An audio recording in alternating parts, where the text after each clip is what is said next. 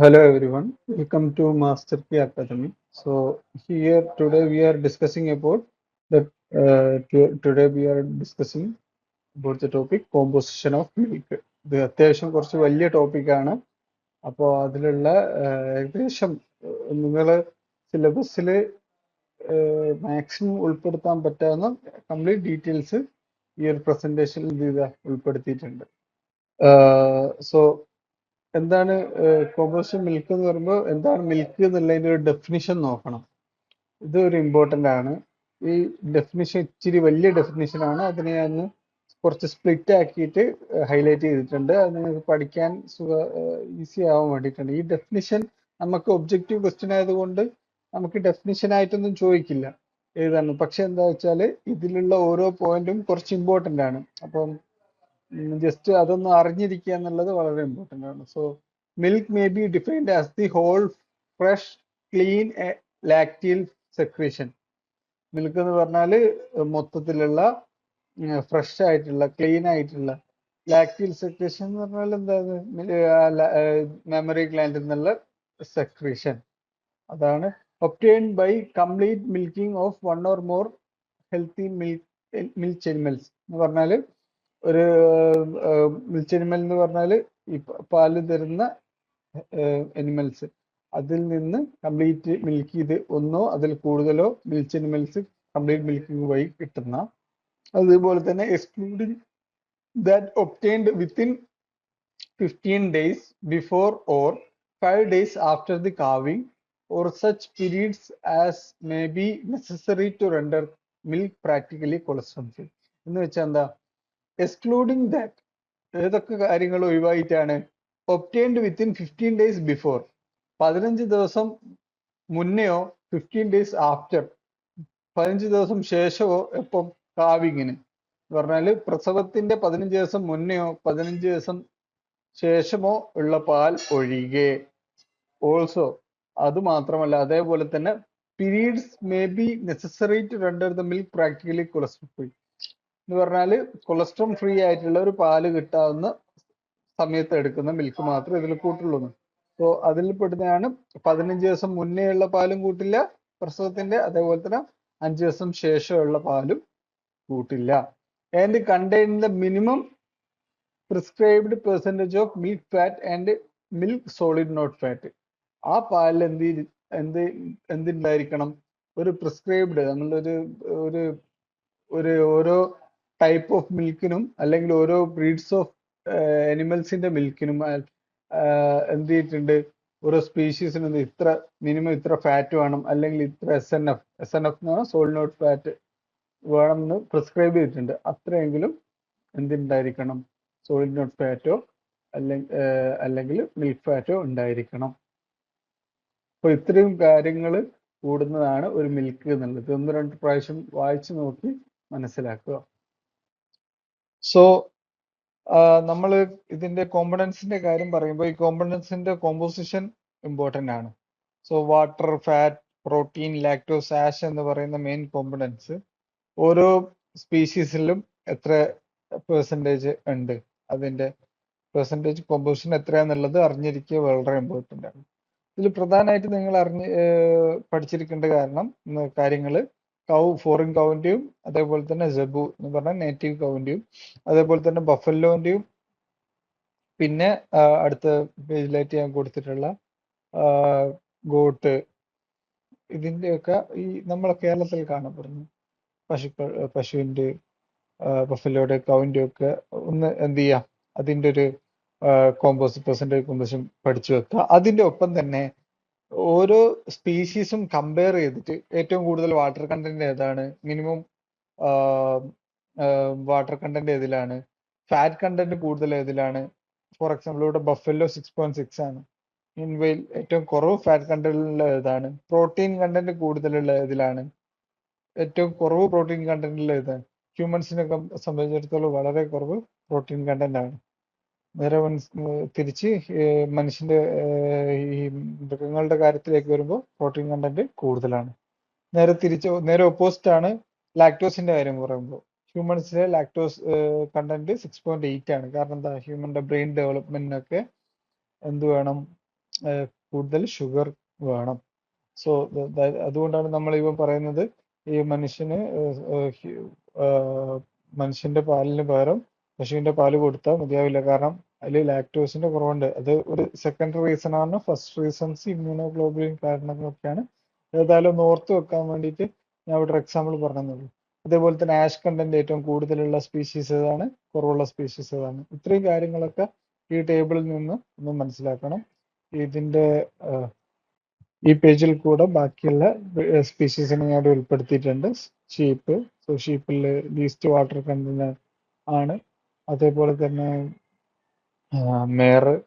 മേറിന്റെ മിൽക്കിന്റെ കാര്യങ്ങൾ fat content വളരെ കുറവാണ്.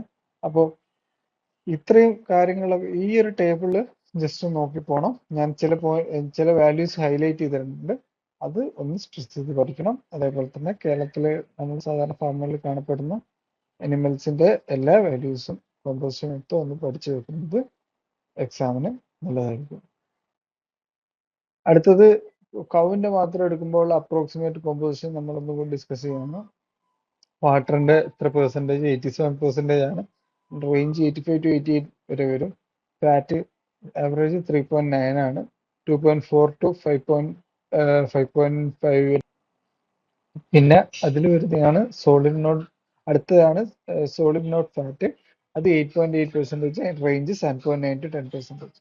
ഇതിൽ വരുന്ന സോളിഡ്സ് ആണ് പ്രോട്ടീൻ 3.25 ഉണ്ടായിരിക്കും, ലാക്ടോസ് 4.6, മിനറൽസ്. ഈ ക്വസ്റ്റ്യൻ ഇത് ഇമ്പോർട്ടൻ്റ് ആണ്. ഈ മിനറൽസിന്റെ ഈ ഒരു വാല്യൂ എന്ന് പറയുമ്പോൾ നിങ്ങൾ ഓർത്ത് വെച്ചിരിക്കണം. മിനറൽസിന്റെ വാല്യൂ നിങ്ങൾ ഓർത്ത് വെച്ചിരിക്കണം. അത് ക്വസ്റ്റ്യനിൽ കണ്ടിട്ടുണ്ട്. 0.65 to 0.7% ആണ്. Calcium, phosphorus, citrate, magnesium, sodium, potassium, zinc, chlorine, iron, copper, സൾഫേറ്റ്സും ബൈകാർബണേറ്റ്സ് ഒക്കെ അതിലുണ്ട്. അതേപോലെ തന്നെ ആസിഡ്സ്, ഇത് ഓർത്ത് വെക്കുക, 0.18% ആണ്. Citrate, formate, acetate, lactate, oxalate.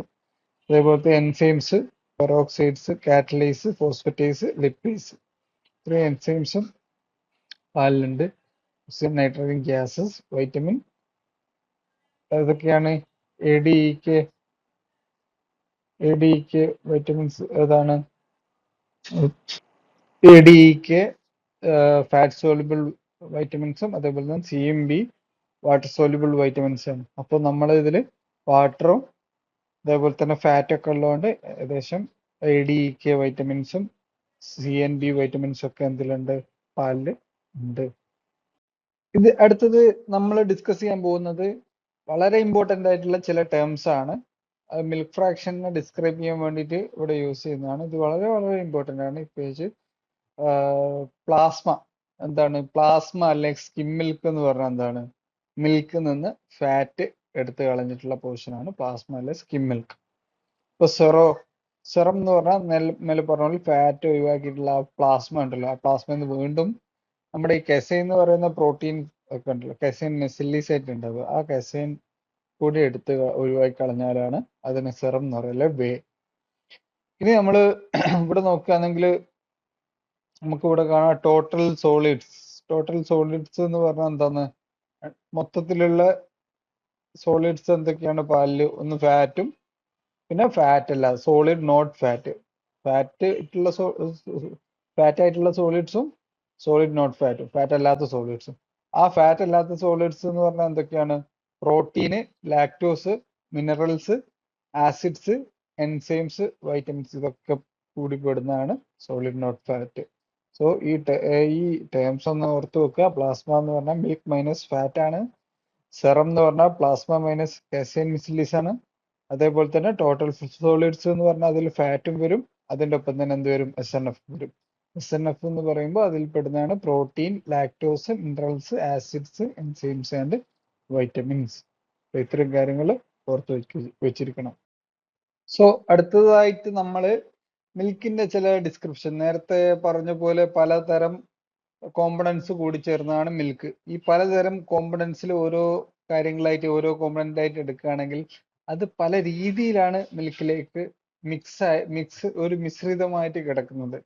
അതിനൊരു കെമിക്കൽ ടേംസിൽ നമുക്ക് എന്ത് ചെയ്യാം, അതിനെ ഒന്ന് നോക്കാം. എന്തൊക്കെയാണ് അതിനെ നമ്മൾ ഏത് തരം മിശ്രിതമായിട്ടാണ് അതിനെ വിളിക്കുക എന്നുള്ളത് ജസ്റ്റ് ഒന്ന് നോക്കാം.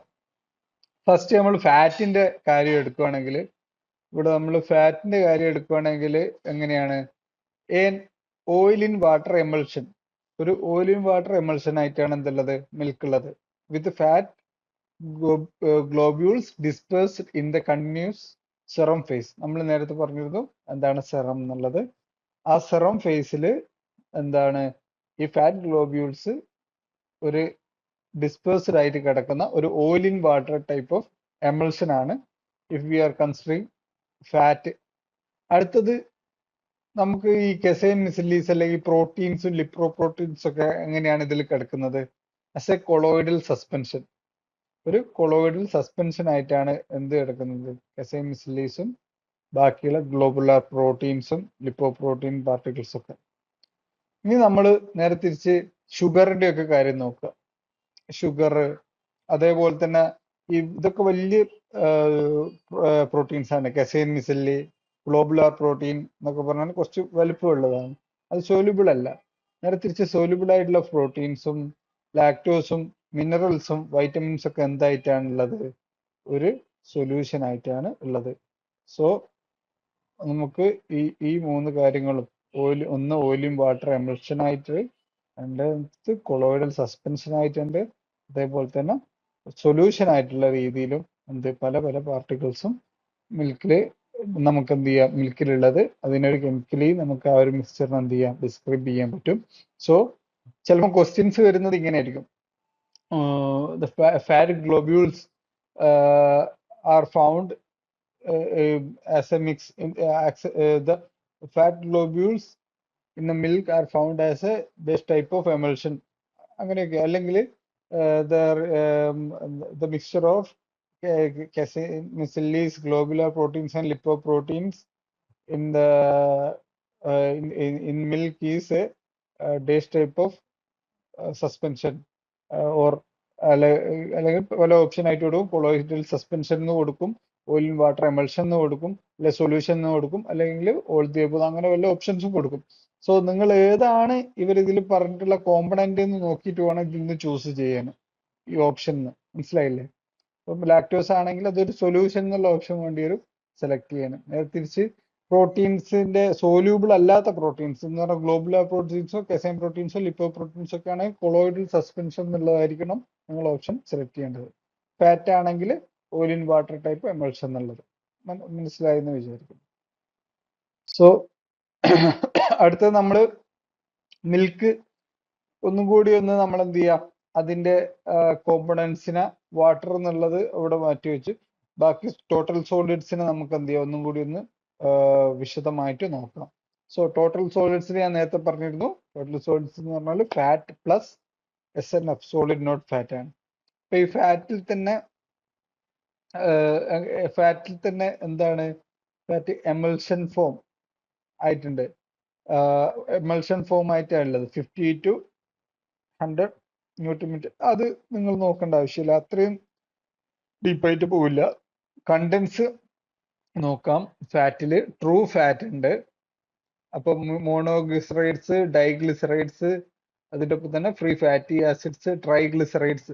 98% എന്താണ്, ട്രൈഗ്ലിസറൈഡ്സ് ആണ്. സോ അതേപോലെ തന്നെ പിന്നെ ട്രൂ ഫാറ്റ് അല്ലാതെ പിന്നെ വരുന്നത് എന്താ, അസോസിയേറ്റഡ് സബ്സ്റ്റൻസസ് ആണ്. അതിൽ എന്തൊക്കെയാണ് വരുന്നത്, ഫോസ്ഫോ ലിപ്പിഡ്സ് വരുന്നുണ്ട്, lecithin, cephalin, sphingomyelin, cholesterol, carotene, പിന്നെ വൈറ്റമിൻസ്. കാരണം എന്താ, ഫാറ്റിന്റെ ഒപ്പം അസോസിയേറ്റ് ചെയ്യുന്ന വൈറ്റമിൻസ് അതൊക്കെയായിരിക്കും, fat soluble vitamins, ADEK. So അത് ആണ് ഫാറ്റ് പെടുന്നത്. അടുത്ത SNF ആണ്. SNF ഞാൻ പറഞ്ഞിരുന്നു, ഫാറ്റ് അല്ലാത്ത ബാക്കി കോമ്പണൻസ്. ഒന്ന് ലാക്ടോസ് ആണ്, മിൽക്ക് ഷുഗർ, അത് സൊല്യൂഷൻ ഫോമിലായിരിക്കും, നമ്മൾ നേരത്തെ പറഞ്ഞിരുന്നു. പിന്നെ നൈട്രജൻ സബ്സ്റ്റൻസിലേക്ക് ഞാൻ വരാം. അതിന്റെ മുന്നേ ഇതിൽ പെടുന്ന അടുത്തെയാണ് മിനറൽ മാറ്റേഴ്സ്. ഏതൊക്കെയാണ് മിനറൽസ് ഉള്ളത് നമ്മൾ നേരത്തെ ഒന്ന് നോക്കിയിരുന്നു. പിന്നെ അതർ കോൺസ്റ്റിറ്റ്യൂവൻസ് ആയിട്ടുള്ള എന്തൊക്കെ കാര്യങ്ങളാണ്, pigments, dissolved gases, vitamin C and B, means water soluble vitamins and enzymes. നമുക്ക് നൈട്രജൻ സബ്സ്റ്റൻസ് വരികയാണെങ്കിൽ നമുക്കറിയാം നൈട്രജൻ പ്രോട്ടീനീഷ്യസ് നൈട്രജൻ സബ്സ്റ്റൻസും ഉണ്ട്, നോൺ പ്രോട്ടീൻ നൈട്രജൻ സബ്സ്റ്റൻസും ഉണ്ട്. അതിൽ പ്രോട്ടീൻ ആയിട്ടുള്ള നൈട്രജൻ സബ്സ്റ്റൻസ് എന്തായിട്ടാണുള്ളത്? നമ്മൾ നേരത്തെ പറഞ്ഞ സസ്പെൻഷൻ ആയിട്ട് ഉണ്ടായിരിക്കുക. അതിൽ പെടുന്നതാണ് casein proteins, beta globulins, alpha lactalbumins and proteose peptones. So ഇത്രയും കാര്യങ്ങളാണ് മിൽക്കിലുള്ള ടോട്ടൽ സോളിഡ്സിന്റെ കാണപ്പെടുന്നത്. അതിൽ ഫാറ്റിലും SNF-ലുള്ള കാര്യങ്ങളൊന്ന് സെപ്പറേറ്റ് ആയിട്ട് നോക്കുക. ഏകദേശം ഈ ഒരു ഡയഗ്രാം ഫ്ലോ ചാർട്ട് ഇത് നിങ്ങൾ പഠിച്ചു കഴിഞ്ഞാൽ നിങ്ങൾക്ക് ഏകദേശം ഈ ഏരിയയിൽ നിന്ന് വരുന്ന ക്വസ്റ്റ്യൻസ് നിങ്ങൾക്ക് ആൻസർ ചെയ്യാൻ പറ്റും. കുറച്ചും കൂടി പെട്ടെന്ന് നമുക്ക് എക്സാമിന്റെ മുമ്പേ ഒക്കെ ആയിട്ട് ഒന്ന് റീഫ്രഷ് ചെയ്യാൻ വേണ്ടി ഉപയോഗിക്കാൻ പറ്റുന്ന ഒരു ഫ്ലോ ചാർട്ടാണിത്. സോ ഈ ചാർട്ട് ഏതായാലും നിങ്ങൾ എന്ത് ചെയ്യണമെന്ന് പറഞ്ഞാൽ ഒന്ന് ബ്രഷപ്പിന് വേണ്ടിയിട്ടൊക്കെ വീണ്ടും പഠിക്കുന്ന സമയത്ത് 1-2 പ്രാവശ്യം വായിച്ചിരിക്കണം. പിന്നെ നമ്മൾ ഇനി അങ്ങോട്ടേക്ക് നോക്കുന്നത് മിൽക്കിന്റെ കോൺസ്റ്റിറ്റ്യുവൻസിനെ ഒന്നും കൂടിയും ഡീറ്റെയിൽ ആയിട്ടാണ്. സോ കോൺസ്റ്റിറ്റ്യുവൻസ് ഓഫ് മിൽക്ക് എന്നുള്ള കാര്യത്തിൽ നമ്മൾ എന്ത് ഓരോ കോൺസ്റ്റിറ്റ്യുവൻസിനെ ഒന്ന് എടുത്തിട്ട് ഡീറ്റെയിൽ ആയിട്ട് ഒന്ന് നോക്കി പോവുകയാണ്. സോ ഫസ്റ്റിലത്തെ കോൺസ്റ്റിറ്റ്യൂവന്റ് മെയിൻ കോൺസ്റ്റിറ്റ്യൂവന്റ് എന്താണ്? വാട്ടർ ആണ്.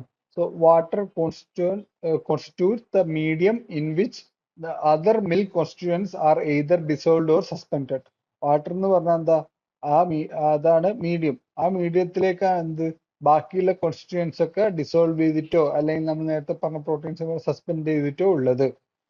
അപ്പോൾ ഈ mostly in free form, but some portion also in bond form, being firmly bound by milk proteins etc. എന്ന് പറഞ്ഞാല് ഈ വാട്ടർ മോസ്റ്റ്ലി വെള്ളമായിട്ട് തന്നെ എന്താ ഫ്രീ ഫോമിലാണ് ഉണ്ടാകുക. പക്ഷെ ചില വാട്ടർ മോളിക്യൂൾസും പ്രോട്ടീൻസും തമ്മിൽ എന്ത് ചെയ്യും? there will be a firm bond. So അടുത്ത മേജർ കോമ്പണന്റ് ആണ് മിൽക്ക് ഫാറ്റ് അല്ലെങ്കിൽ ലിപ്പിഡ്. മിൽക്ക് ഫാറ്റ് വളരെ ഇമ്പോർട്ടൻ്റ് ആണ്, mainly especially when we are considering the price. Economic importance ഉണ്ട്, പ്രൈസ് ഇൻഡെക്സിന്റെ മെയിൻ പാർട്ടാണ്. നമുക്ക് സാധാരണ സൊസൈറ്റികളിൽ പോലും പാൽ അളക്കുന്ന കർഷകൻ പാൽ കൊടുക്കുന്ന സമയത്ത് മിൽക്ക് ഫാറ്റിന് അനുസരിച്ച് അനുബന്ധമായിട്ട് ഫാറ്റിന് കൂടുന്നതനുസരിച്ച് അതിന്റെ വില കൂടുകയും ഫാറ്റ് കുറയുന്നതനുസരിച്ച് പാലിന് വില കുറയുകയും ചെയ്യുന്നുണ്ട്. സോ മിൽക്ക് ഫാറ്റ് ഒരു ഇമ്പോർട്ടൻറ്റ് ആയിട്ടുള്ള ഒരു ഘടകമാണ്. അതിൽ തന്നെ സ്ട്രക്ചറിലേക്ക് വരിക, നമ്മൾ നേരത്തെ പറഞ്ഞിരുന്നു ഫാറ്റ് ഒക്കെ ഗ്ലോബ്യൂൾസ് ആയിട്ടാണുള്ളത്. ഈ സ്മോൾ ഗ്ലോബ്യൂൾസിന് ആവറേജ് സൈസ് 3 മൈക്രോമീറ്റർ ഉണ്ടാവും. The bulk of the milk fat exist in the form of small globules which average 3 micrometre in size. ആ റേഞ്ച് എത്ര വരുന്ന 0.1 to 22 മൈക്രോമീറ്റർ വരെ വരും. നമ്മൾ നേരത്തെ പറഞ്ഞ പോലെ തന്നെ ഇതൊരു oil in water type of emulsion ആണ്. ഒരു എമൾഷൻ ആയിട്ടാണ് ഉള്ളത്. ആ എമൾഷൻ തന്നെ ഏത് ടൈപ്പ് ഓഫ് എമൾഷൻ ആണെന്ന് ചോദിച്ചാൽ ഓയിൽ ഇൻ വാട്ടർ ടൈപ്പ്. ഇത് ഇമ്പോർട്ടൻ്റ് ആണ്, ഞാൻ വീണ്ടും സ്ട്രെസ് ചെയ്ത് പറയുന്നത്. May be high chance of asking this question. അടുത്ത കാര്യം എന്ന് പറയുന്നത് ഈ നമ്മൾ പറയുന്ന ഈ സ്മോൾ ഗ്ലോബ്യൂൾസ്, ഈ ഗ്ലോബ്യൂൾസിന് ചുറ്റും എന്താണ് FGM, ഫാറ്റ് ഗ്ലോബുലാർ മെംബ്രെയിൻ എന്ന് പറഞ്ഞൊരു മെംബ്രെയിൻ ഉണ്ട്.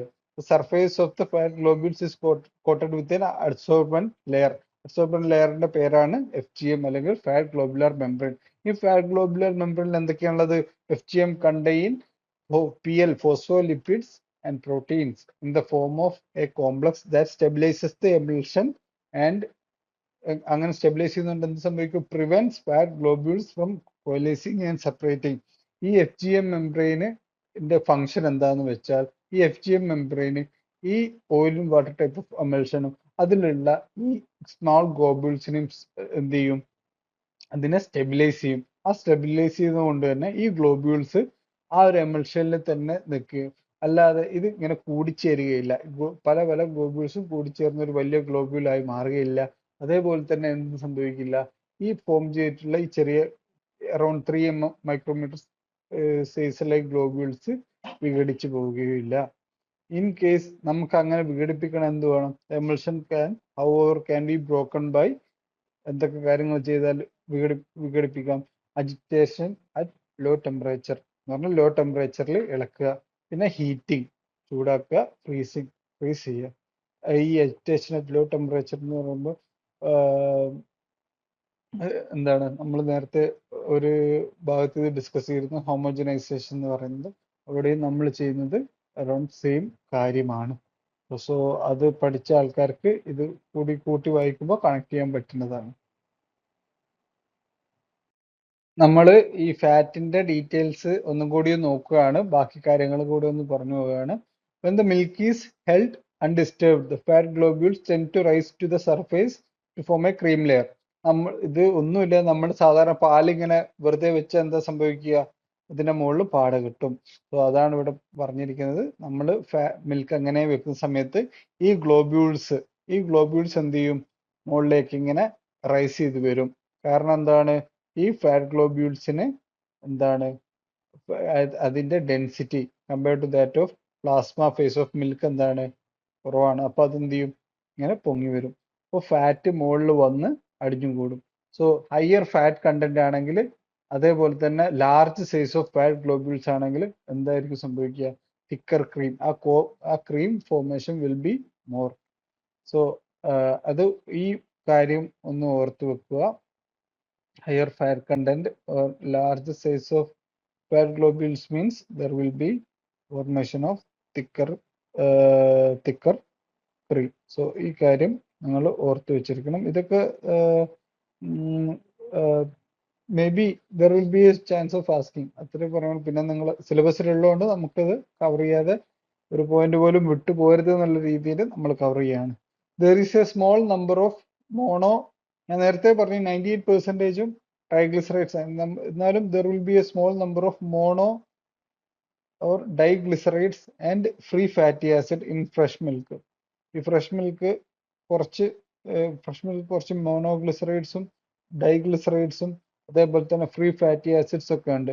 അത് ഒന്നെങ്കിൽ എന്തായാലും ഓൾറെഡി ഫോം ചെയ്തിട്ടുള്ള മിൽക്ക് ലിപ്പോലൈസിസ് സംഭവിച്ചിട്ട് ഉണ്ടായതായിരിക്കാം, അല്ലെങ്കിൽ ഇൻകംപ്ലീറ്റ് സിന്തസിസ്, പൂർണ്ണമായിട്ട് ഒരു മിൽക്ക് ഫാറ്റ് ഗ്ലോബ്യൂൾ ഉണ്ടാവാതെ അതിൻ്റെ ഒരു റോ മെറ്റീരിയൽസ് ആയിട്ട് മിൽക്കിൽ ബാക്കി വന്നതായിരിക്കാം.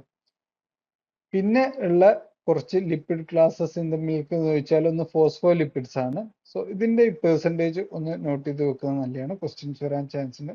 അതേപോലെ തന്നെ കൊളസ്ട്രോൾ, ഈ രണ്ട് കാര്യങ്ങൾ associated with fat globular membrane ആണോ അല്ലെങ്കിൽ അസോസിയേറ്റഡ് വിത്ത് ഫാറ്റ് കോർ ആണോ എന്നുള്ള കാര്യമൊന്നും ഇമ്പോർട്ടൻ്റ് അല്ല. പക്ഷേ ഈ ഒരു പെർസെൻറ്റേജ് കോമ്പോസിഷൻ, ഫോസ്ഫോലിപ്പിഡ്സ് എത്രയുണ്ട്, കൊളസ്ട്രോൾ എത്രയുണ്ട് എന്നുള്ള കാര്യങ്ങൾ ഒന്ന് ഓർത്തു വെച്ചിരിക്കണം.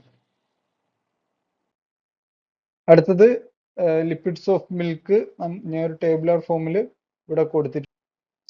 ആ ടേബിളർ ഫോമിൽ തന്നെ ഇതിന്റെ എത്രത്തോളം ഇതിന്റെ കോമ്പോസിഷൻ, എത്രത്തോളം ഇതിൽ പാലിലുണ്ട്, അതേപോലെ തന്നെ ഏത് ഭാഗത്താണ് ഈ കോൺസ്റ്റിറ്റ്യൂവന്റ്, ഈ ലിപ്പിഡിന്റെ ഈ കോൺസ്റ്റിറ്റ്യൂവന്റ് ഏത് ഭാഗത്താണ്, പാലിൽ ഏത് ഭാഗത്താണ് ഉള്ളത് എന്നുള്ളതും കൂടി ടേബിളിലെ ഫോമിൽ ഇൻക്ലൂഡ് ചെയ്തിട്ടുണ്ട്. നിങ്ങൾക്ക് പഠിക്കാൻ ഈസി ആവാൻ വേണ്ടി.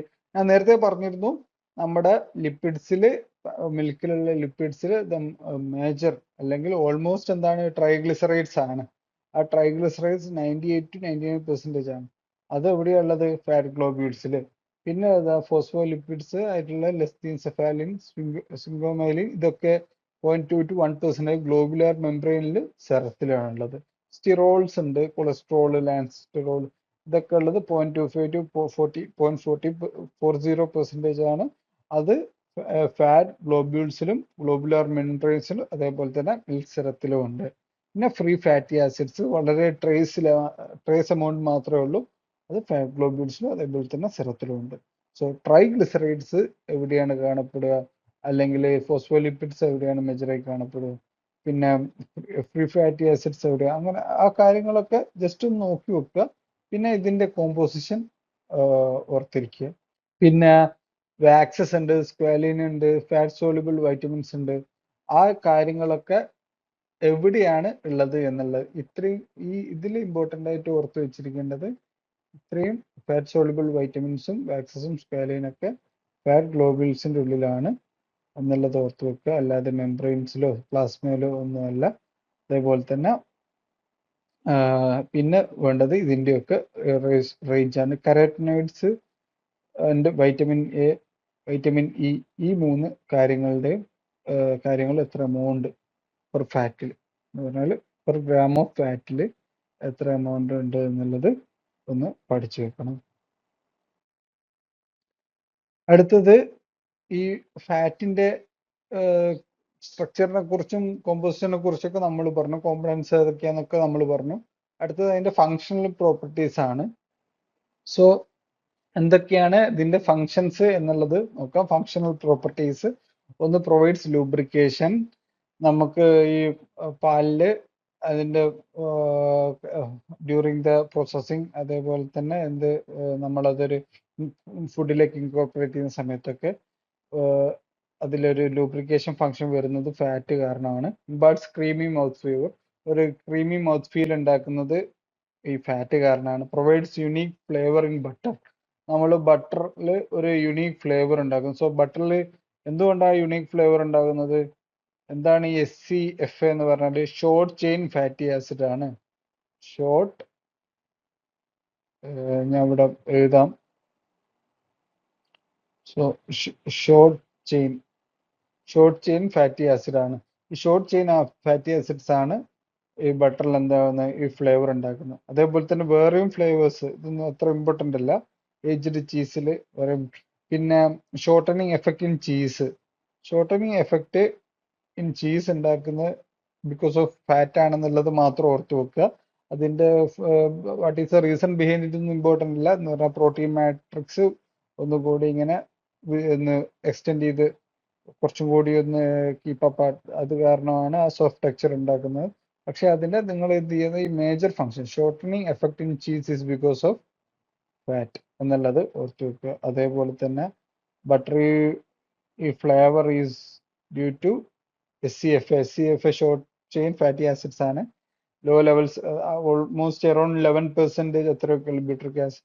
സോ ബട്ട് ഈവൻ ദോ ആ low levels of short chain fatty acid കാരണമാണ് ബട്ടറിന് എന്ത് ചെയ്യുന്നത്, ഒരു യൂണിക് ഫ്ലേവർ ഉണ്ടാകുന്നത്. അടുത്തത് പ്രൊവൈഡ്സ് എനർജി. ഇത് ഇമ്പോർട്ടൻ്റ് ആണ്. എത്രയാണ് ഇതിന്റെ calorie value? So it's like 9 calorie per gram. 9 calorie per gram ആണ് എനർജി വാല്യൂ. അടുത്തത് provide nutrients, essential fatty acids, അതേപോലെ തന്നെ ഫാറ്റ് സോളുബിൾ വൈറ്റമിൻസ് ആയിട്ടുള്ള vitamins A, D, E and K. അടുത്തത് അടുത്തൊരു ഗ്രൂപ്പാണ് ഫാറ്റ് നമ്മൾ കഴിഞ്ഞു. അടുത്ത ഗ്രൂപ്പായിട്ട് വരുന്നത് മിൽക്ക് പ്രോട്ടീൻസ് ആണ്. രണ്ട് ഡിസ്റ്റിങ് ടൈപ്പ് ആയിട്ട് നമ്മൾ സെപ്പറേറ്റ് ചെയ്യുകയാണെങ്കിൽ 2 ടൈപ്പ് ഓഫ് പ്രോട്ടീൻസ് അതിൽ വരുന്നത്, ലൈസൈനും പിന്നെ വേ പ്രോട്ടീൻസും. സോ നമ്മൾ ഇതിനെ കുറിച്ച് ഒന്ന് ഡീറ്റെയിൽഡ് ആയിട്ട് നോക്കാം. So proteins as a whole, proteins concentration of protein in milk നമുക്ക് നോക്കാം. ഇതിൽ grams of proteins per litre കൊടുത്തിട്ടുണ്ട്. അത് തന്നെ പെർസെൻറ്റേജ് ഓഫ് പ്രോട്ടീൻസ് ആയിട്ട് കൊടുത്തിട്ടുണ്ട്. സോ ടോട്ടൽ പ്രോട്ടീൻ എമൗണ്ടും ബാക്കി ഹൗ മച്ച് ടോട്ടൽ പ്രോട്ടീൻ എന്ന് പറയുമ്പോൾ 33 gram per liter ആണ് ഓൺ ആവറേജ്. സോ ആ ഒരു വാല്യൂ, അതേപോലെ തന്നെ ബാക്കി how much grams per litre ഉണ്ട് പ്രോട്ടീൻസ് എന്നുള്ളത് കൂടി അറിഞ്ഞാൽ പെർസെൻറ്റേജിലേക്ക് നമുക്ക് അപ്പോൾ തന്നെ കൺവേർട്ട് ചെയ്യാൻ പറ്റുന്നേ ഉള്ളൂ. സോ ഇതാണ് നമുക്ക് അറിയേണ്ട പെർസെൻറ്റേജ് അറിയേണ്ട protein divide by total protein into 100 അറിയാം. ആ രീതിയിൽ നമുക്ക് ഓരോന്നിൻ്റെയും പെർസെൻറ്റേജ് കമ്പോസിഷൻ കണ്ടുപിടിക്കാം. So total protein is 33 gram per liter. Total caseins നമുക്കറിയാം, കാസൈൻ പ്രോട്ടീൻസും പിന്നെ വേ പ്രോട്ടീൻസും ഉള്ള കാസൈൻസ് പ്രോട്ടീൻസ് ഉള്ള total casein proteins 26 grams per liter ആണ്. മീൻ 79.5, അറൗണ്ട് 80%ഉം കാസൈൻ പ്രോട്ടീൻസ് തന്നെയാണ്. അതിൽ തന്നെ വരുന്നതാണ് ആൽഫ-S1, ആൽഫ-S2, ബീറ്റ, കാപ്പ ഒക്കെ. അതിൽ സോ കസൈൻ പ്രോട്ടീൻസിലുള്ള മേജർ പ്രോട്ടീൻ എന്ന് പറയുന്നത് ആൽഫ-S1 ആണ്. അത് അറൗണ്ട് 30.6% ആണ്, 10 grams per liter ആണ്. സോ ഇത്രയും കാര്യങ്ങൾ ഒന്ന് ഓർത്ത് വെച്ചിരിക്കണം. അതേപോലെ തന്നെ പിന്നെ വേ പ്രോട്ടീൻസ് ആണ് വരുന്നത്. കെസിൻ പ്രോട്ടീൻസ് പിന്നെ വേ പ്രോട്ടീൻസ് ആണ്. വേ പ്രോട്ടീൻസിന്റെ എത്ര ഗ്രാം? 63 ഗ്രാം ആണ് പെർ ലിറ്റർ. അതേപോലെ തന്നെ അതിന്റെ പെർസെൻറ്റേജ് കമ്പോസിഷൻ 19.3. ഇതൊക്കെ ഇമ്പോർട്ടൻ്റ് ആണ്, ഓർത്ത് വെച്ചിരിക്കണം. പിന്നെ വേ പ്രോട്ടീൻസ് വരുന്ന alpha lactoglobulin, beta lactoglobulin, BSA immunoglobulins,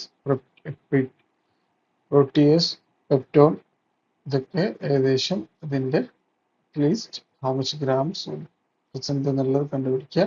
total protein content use ചെയ്തിട്ട് അതിന്റെ പെർസെൻറ്റേജ് കമ്പോസിഷനും നമുക്ക് മനസ്സിലാക്കി വെക്കാവുന്നതാണ്.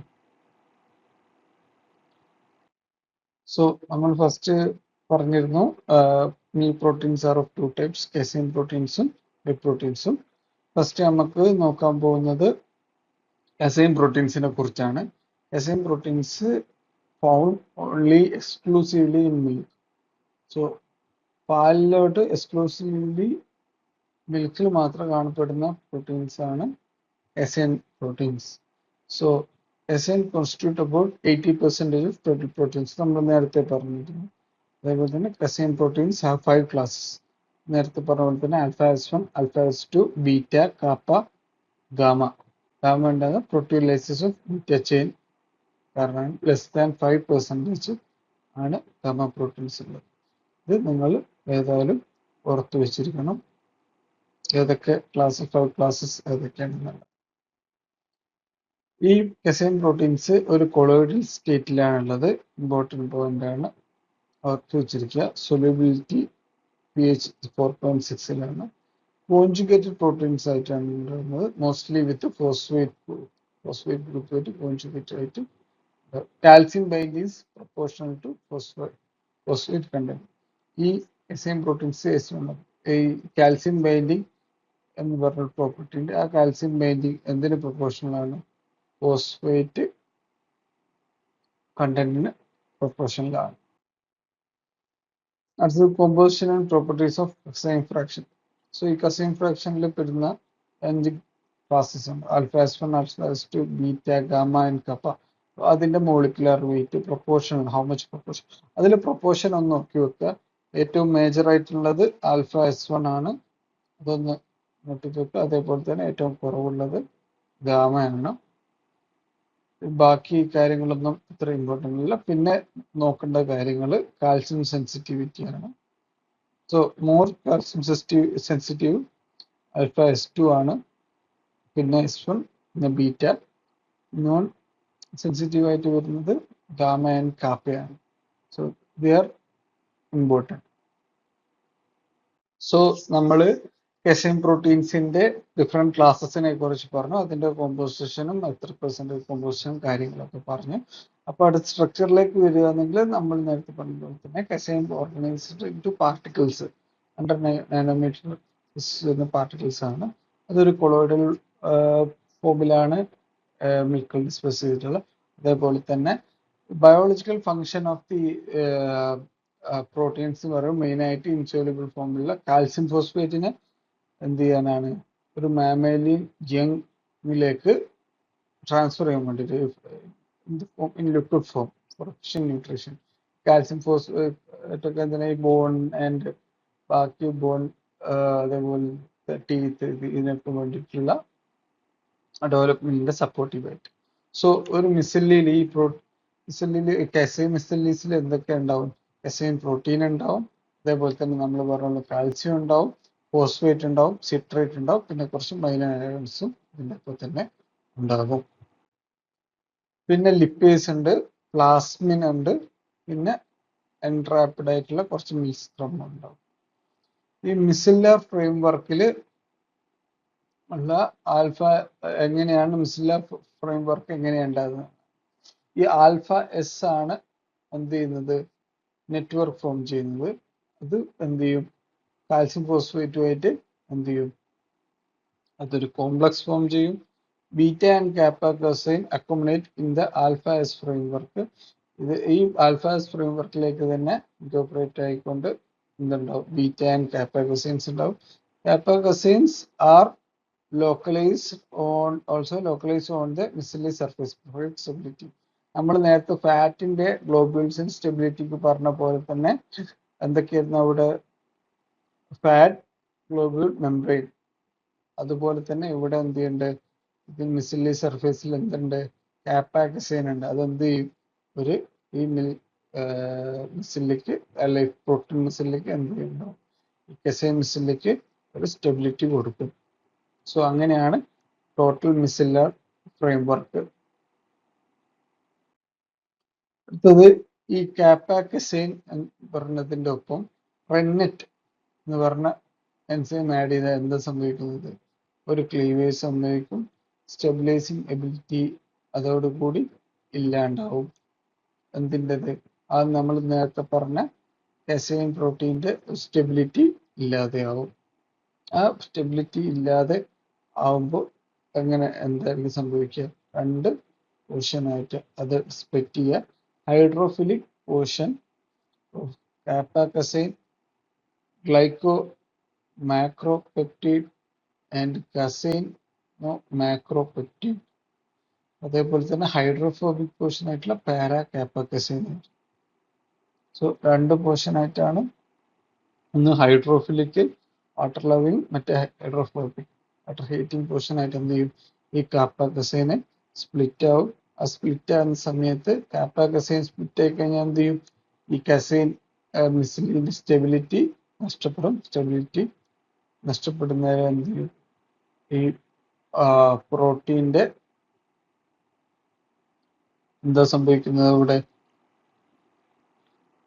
എന്താണത് എന്ന് വെച്ചാൽ അതാണ് പ്രോട്ടീൻ കൊയാഗുലേഷൻ. നമ്മൾ ചീസ് പ്രൊഡക്ഷനിലൊക്കെ നമ്മൾ മെയിനായിട്ട് യൂസ് ചെയ്യുന്ന ഒരു മെത്തേഡാണ് ഇത്. സോ നമ്മൾ കസൈൻ പ്രോട്ടീൻസിനെ കുറിച്ച് പറഞ്ഞു. അടുത്ത നമ്മൾ വരുന്നത് വേ പ്രോട്ടീൻസിലേക്കാണ്.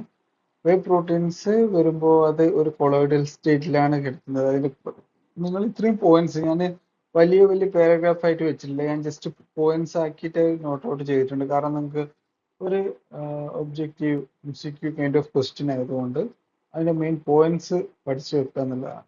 നിങ്ങൾക്ക് മനസ്സിലാവുന്ന രീതിയിൽ തന്നെയാണ്. ഓൾറെഡി ഇത്രയും നേരായിട്ട് കുറേ കാര്യങ്ങൾ പറഞ്ഞുകൊണ്ട് പെട്ടെന്ന് ഇപ്പോൾ ഈ ചെറിയ ചെറിയ പോയിന്റ്സ് കാണുമ്പോൾ തന്നെ നിങ്ങൾക്ക് എന്ത് ചെയ്യാൻ പറ്റും? കണക്ട് ചെയ്യാൻ പറ്റും. കൊളോയിഡൽ സ്റ്റേറ്റിലാണ്. എങ്ങനെയാണ് അത് പാലിൽ കിടക്കുക? ആ പ്രോട്ടീൻസ് ഒക്കെ എന്താണ്?